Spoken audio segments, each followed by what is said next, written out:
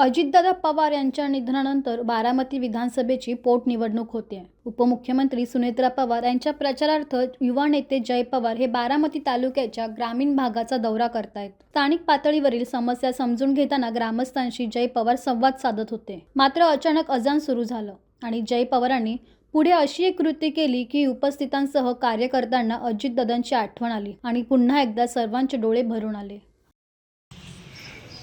आज मी तुमच्या समोर आलो कारण दादांचं बारामतीचं प्रगतीचं स्वप्न आज आपल्या हाती आहे. त्याच्यासाठी आपल्याला सर्वांना, सगळ्याच आपल्या कुटुंबाला, जरी बारामतीत नसतील त्यांना आपलं कुटुंब म्हणून, दादाचं कुटुंब म्हणून 23 तारखेला बोलून जास्तीत जास्त मतदान कसं करावं त्याचा प्रयत्न करायला पाहिजे.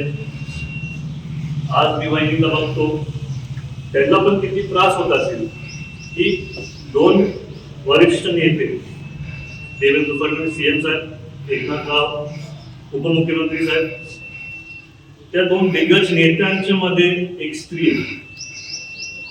पण तरी डोळ्यात न पाणी ठेवता वहिनी जसं दादा काम करतात तसं दादा वहिनी काम करत आले.